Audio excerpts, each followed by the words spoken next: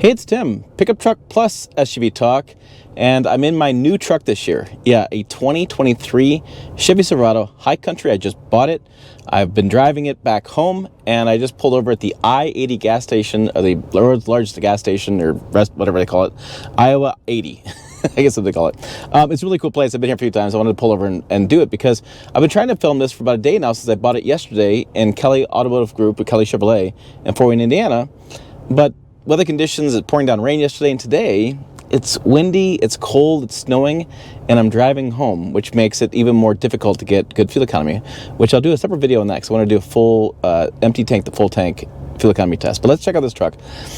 I'm going to take one for the team. I'm going to step outside, kind of do a quick walk around, very quick. Then we'll hop in, we'll discuss more about this, and I'll tell you what my outdoor price was on when I bought it and how much I paid for it. So, stay with me. Here we go. Because it is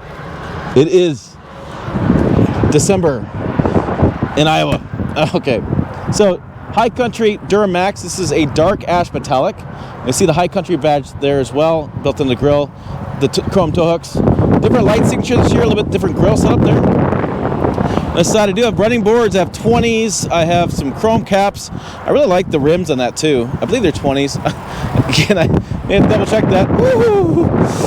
We have the diesel here. What's nice is the DEF fuel is right there as well. So when you hook them both together, and if you get some DEF sometimes at the tank when you go to fill up for diesel, so that's handy. You have to do it together. On the sides, we have the bed, which has got the bed liner in it. We have not the fancy tailgate. I'll tell you more about fancy tailgate in a little bit, but this actually just drops down. Boom. Nice there. Should show you lots of tie down spots. LED lighting there, and I do have the little bit of light window there. It comes down. High Country badge there. This is nice. It's all blacked out there with Silverado there. Really like the look. I have the really cool bed step. Put it in there. Got a hand grip here. Snake pocket. Fantastic. Easy to get in the bed. I have my chrome tow hooks, or not chrome tow hooks, but chrome exhaust there, as Chevy's been doing and GMC's doing. Let's talk about the rear seats for fast. It's a crew cab, 5.5-foot bed. In the back, these seats fold up. I have a little bit of storage there. I have a flat loading floor.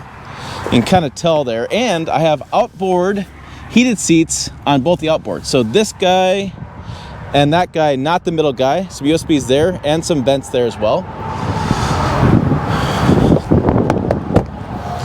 And I like a good shutting door. That's a solid door. That makes me happy. We have a little bit of wood grain here, High Country there, Bose premium speakers, which sound amazing.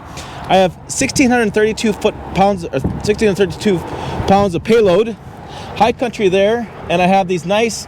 They are like a fabric carpet with the nice little badge there for Chevrolet bow tie. Okay.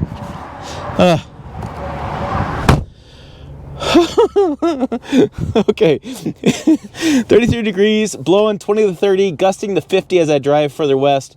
So fuel economy wise, let's talk about this real fast before I do anything more because it's on top of my head.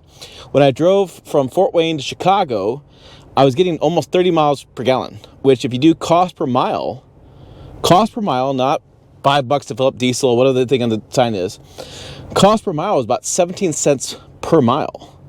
In that situation, if I was driving 30, if I was getting 30 and I have filled up a 20-gallon gas tank, all the variants go involved in that. That's much better than the gasoline version is. But that's the kicker with this. You got to think differently. You can't think, oh my God, the gas station says it's $5 for diesel. Whatever should I do? Think about this differently. Think about big term. What's your cost per mile? How much fuel economy do you get? And what does it look like as far as skipping gas stations? So I have 476 miles on the odometer. I still have 141 miles of range left. And I've never filled it up.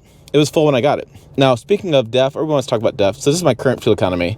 That's a drive summary. I'm going to reset all this stuff. I'm going to do a complete fuel economy drive. But looking at, people always want to know about DEF. There we go. DEF has remained the same. I haven't used any DEF in the first 500 miles. Or so, 476, yeah. So I haven't used any DEF at all. I only really think I'm going to use DEF when I start doing a lot of towings. And DEF is $5-10 a jug, depending where you go. Sometimes a little bit more. It's not that big of a deal, in my opinion. We're just going to have different opinions. Inside, I've been using this as a sunglass holder, which just kind of works out pretty nice because I don't have anything here. I wish I had like a sunglass holder here. I don't have a sunroof. I don't have a panoramic sunroof because Chevy doesn't do it. They don't do panos. They just do singles. And I don't, yeah, anyways, my little complaint about that. I do have, this is your steering wheel, the bow tie there. I do have the radio controls in the backside like GM products I've had for a long time. Shifting for off-road and towing to manage that. The stalk over here for the windshield wiper and the wiper fluid. I do have 4 low in this truck, which is, we'll talk more about that. Auto lights, there's all my lights set up there and that. And then over here we have the lane departure, parking assist, automatic start stop, which turn on, turn off, doesn't matter. Doesn't damage the engine, and is not the same starter late 1970s. They put a much better starter in here. So there's really no problems with that. It's just kind of annoying. Drop tailgate, you have the hazard lights, traction control, and all the window down button. I'll also call that the who farted button. We have the trailer brake gain there. We have the HVAC controls here as well. I do have a charger here. I've been charging my GoPro batteries. We have a shifter here and have little pockets of little storage pockets. I really kind of like these because little change here. This holds solid, and this material means it doesn't slide around very much. It's been kind of handy. A couple cup holders. I do have a wireless charger slot, but no wireless charger.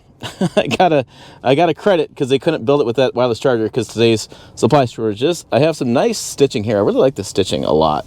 And then the same stitching here with High Country there as well, and the wood grain that's carried through with the secret little upper glove box and lower glove box.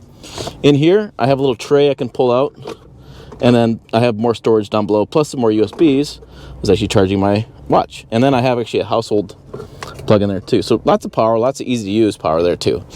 I do not have the digital rearview mirror or the adaptive cruise control. I have a gap adjustment for what do I say? This is for safety equipment, for different safety equipment, like, I forget the name of it off the top of my head, but other safety equipment requires gap adjustment, but that gap adjustment does not offer anything to do with adaptive cruise, which I don't have because I didn't get the package. Looking at Chevrolet.com, it shows that the tech package, which is $1,700, is limited availability right now on High Country. Same with the fancy tailgate in the back. It's $500 for that, but it's very limited availability on High Country. And I went toward the facility, the plant where they built this. I'll put a video up that eventually when I get that done. I'll link it to that above. That they're building as many as they can, as many trucks as they can, and they're running out of all sorts of supplies. It's not semiconductor chips anymore. It's all everything. It's the supply chain's all messed up. So that's what we got going on there. So I spent $500 miles almost in this truck driving around. The seats are so much better in this High Country than they are in other trims. That's kind of one of the reasons I went High Country, was I wanted more options to talk about what I own the vehicle, because I do lots of videos on this stuff. I wanted the options so I can talk about these options. I wanted more comfortable seats, which this High Country is a little more comfortable seats than the base trucks are. And well, frankly, my tax accountant told me to spend more money. That's what it turned out to be. So speaking of money, what did I spend on this truck? So the MSRP is $67,000, and I think with all the way it was built, as per the sticker, I was able to walk out the door at $66,000, and I had $750 in rebates. Yeah, I know, they gave me rebates.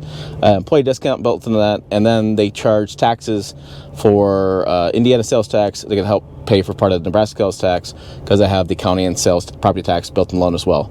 I don't always love putting taxes in my loan, but sometimes it just makes things easier. And so $66,000 out the door.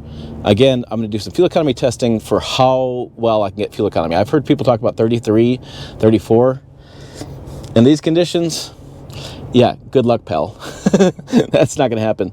And like I said, I went to the Fort Wayne assembly plant where they built this, and I have a full video coming on that. But overall, initial impressions are pretty good. I like the styling. I like the dark ash color. Very comfortable, smooth driving. Very Easy to drive. I don't have much steering wheel input because it stays on the road pretty centered. And I have not even using lane departure, and I haven't really been using cruise control. For those wondering, break-in period, if you decide to break in period, because I don't kind of where they're at these days. In the owner's manual things, they say if you decide to break this in, because you don't really need to do engine braking anymore, it's first 500 miles and don't tow and vary your speed. Well, not having adaptive cruise control and just having regular cruise control and driving with my foot a lot, I have been varying my speed quite a bit.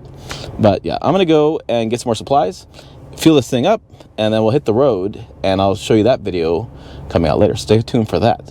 So there you go. There's details on this 2023 Chevy Silverado High Country. What do you think? Is that something you would buy? Something you want to buy? Oh, and before I forget, boom. Check out the video on 4Low on max towing. You can only get that in the High Country trim, which I didn't know before I ordered this. I'm glad I did. Again, more videos. As always, thanks for watching. I will see you down the road.